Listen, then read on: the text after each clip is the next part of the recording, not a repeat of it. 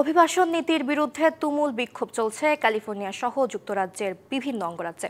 National guard ও marine সেনা নামানোর পরও পরিস্থিতি নিয়ন্ত্রণে না আসায় এবার লস অ্যাঞ্জেলেসে আংশিক কারফিউ জারি করা হয়েছে। বিশৃঙ্খলার জন্য একে অপরকে দুষছেন মার্কিন প্রেসিডেন্ট ও অঙ্গরাজ্যের গভর্নর।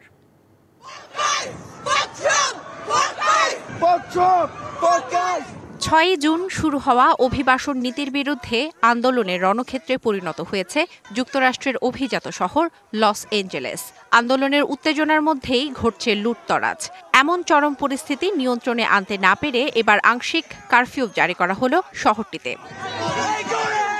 স্থানীয় সময় মঙ্গলবার সংবাদ সম্মেলনে লস অ্যাঞ্জেলেসের মেয়র জরুরি অবস্থা ঘোষণা করেন। শহর জুড়ে লুটপাটের কথা উল্লেখ করে মঙ্গলবার রাত 8টা থেকে বুধবার সকাল 6টা পর্যন্ত কারফিউ চলবে বলে জানান। দেশটির বেশি প্রতিষ্ঠানে লুটপাট হয়েছে। চরম এক পর্যায়ে পৌঁছেছি আমরা। এই পরিস্থিতিতে কারফিউ ঘোষণা করতে হচ্ছে। জেনেক্সে শিফট করো, লাইফকে লিফট করো। Many businesses have now been affected by or vandalized.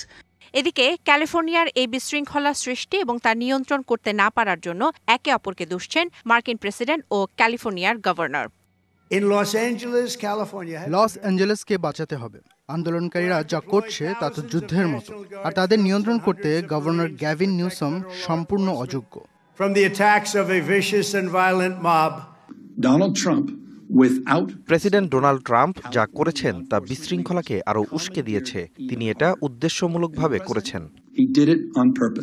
National guard O marine সেনা নামানোর পরও বিক্ষোভ দমাতে না পারায় এবার অতিরিক্ত সেনা মোতায়েনের হুমকি দিয়েছেন ট্রাম্প। রিপাবলিকান এই প্রেসিডেন্ট বলেন, লস এঞ্জেলেসে অস্থিরতা অব্যাহত থাকলে বিতর্কিত বিদ্রোহ আইন প্রয়োগ করতেও প্রস্তুত তিনি।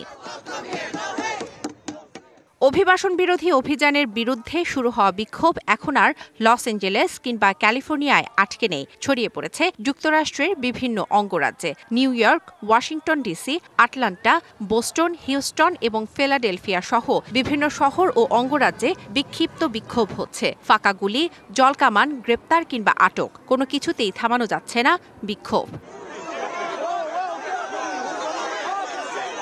শোভন শাহমিন দিশা, ডিবিসি নিউজ ডেস্ক।